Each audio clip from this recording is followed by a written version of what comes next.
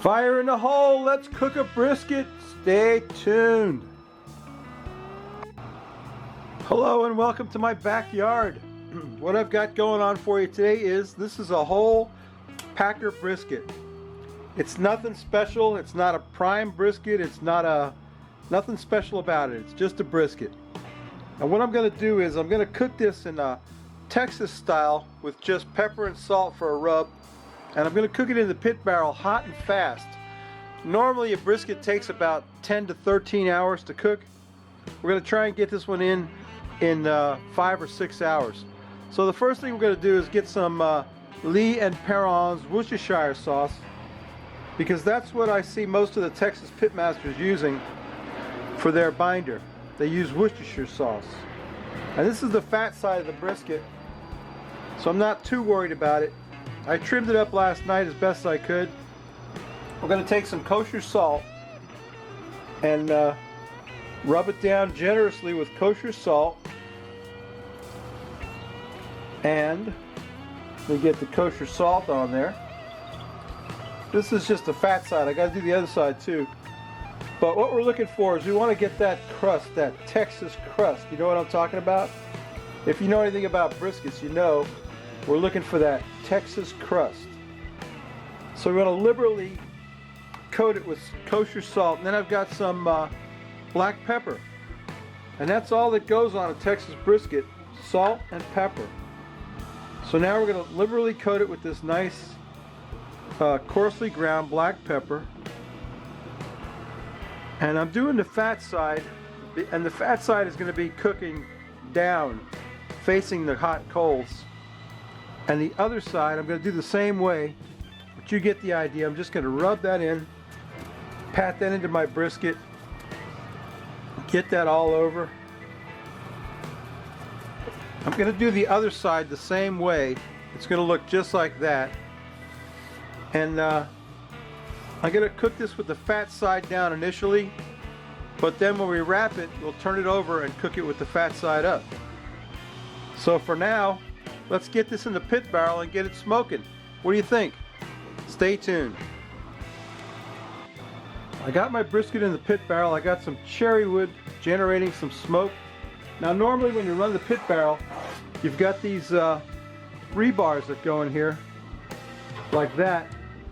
And they have two purposes. One is to hang the meat from, and the other one is they block off those holes and they dampen the airflow to the pit barrel. But we're going to cook hot and fast today, so we're not going to use those rebars. We're going to cook this without the rebar.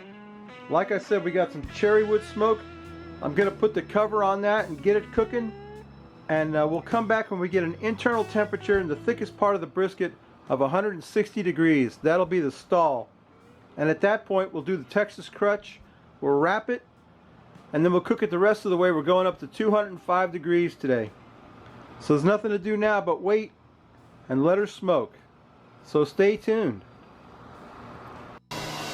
I apologize for the noise. It's today's the day they do the lawn. So anyway, my hot and fast brisket is at the 160 point. So what we're going to do now is wrap them in this red butcher paper. They're wrapped up as tight as I can get them. And that. We're going to stick them back in the pit barrel until we get an internal temperature of 205 degrees. And at that point, he'll be ready to, he's been in there for 3 hours. So I'm looking at another 3 hours, I think. And at that point, like I said, we'll be able to let it rest and then take a taste of it. So stay tuned. My brisket is probing at 205, so I took it off and left it wrapped. It's been off for about a half hour. That's time enough for us to drink a beer, I think. And I got one of my favorite beers of all times. This is Lagunitas Hop Stupid Ale. It's my favorite ale. It's probably one of my top 10 favorite beers from Lagunitas Brewing Company. And I've loved this beer for years. It's great. Hop Stupid. Let's pour some of this out. I already know I'm gonna like it. It's a pale ale. Oh, it's kind of a golden colored ale. I'll tell you what. It's beautiful. Look at that. Look at the color on that. It's a golden colored ale from Lagunitas Brewing Company, 6.6 alcohol by volume. One of my favorite beers in the whole world, Lars. If you could ever get a hold of some of this, I highly recommend it, dude. Take a sniff of it. Ah, yeah, that smells great. Let me tell you what. That's some awesome beer right there. I already know it's going to taste great. Lars, there's only one way for you to find out, is to get some of it. You got to go to Lagunitas and get yourself some. Hey, let's quaff the froth off it.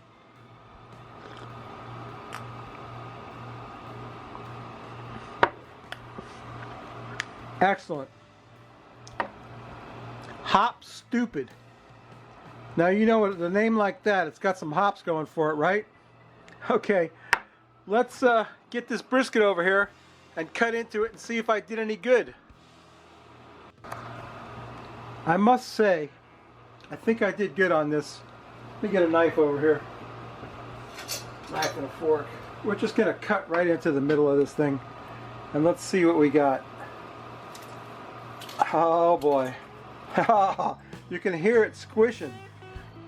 Let me tell you what. How's that look? I didn't get a super smoke ring, but look at the... oh yeah. You talk about juicy. That puppy is juicy. Let me tell you what. I'm going to cut a slice of it. The bark didn't set up the way I wanted it to.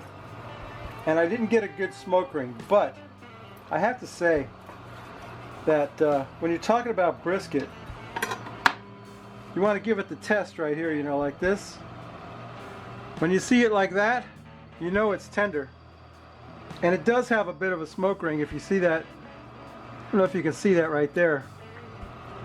It's got a pretty good smoke ring, a pretty fair smoke ring. You know, it's not the best I've ever seen. But I'll tell you what, I know this is going to taste excellent. I'm just going to cut a piece off of here. Take that piece of fat right off of there. Yeah, I got a smoke ring. It ain't the world's greatest, but it's there. You can see it.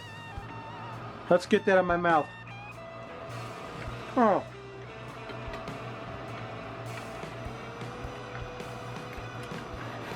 I'm here to tell you.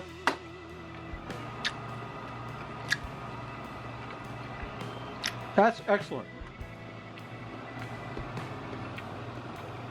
What do you think? Did I pass Brisket 101? I love it when they take a brisket and they start squeezing it and the juices run out of it. You know that's a good brisket when you see those juices come out of there.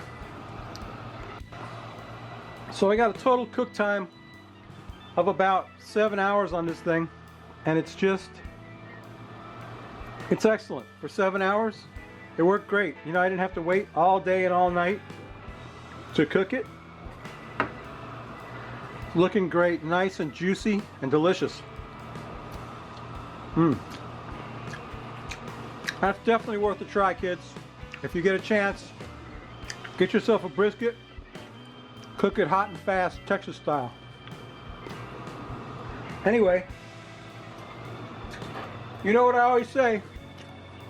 If you like this crap, please subscribe. If you don't, go over and see my boy Pickles. Pickles Barbecue. His name's Charlie. He's a great dude. He made a taco that we're not going to talk about, but you go see if you like it. You might like it. Not my cup of tea. Let's put it that way, Pickles. Not my cup of tea. Charlie, sorry. Anyway, go see Charlie at Pickles Barbecue. Subscribe to me. Come back next week. We may not cook anything good, but I'm calling this a success. I would have liked a better smoke ring. It's there, but it's not really pronounced. It's plenty juicy, plenty delicious, plenty tender. One of the better briskets that I've made, actually. I mean, when you squeeze down on it like that and you see that waterfall of juice, you know you did it right. Okay, babies, we'll see you next week. Bye.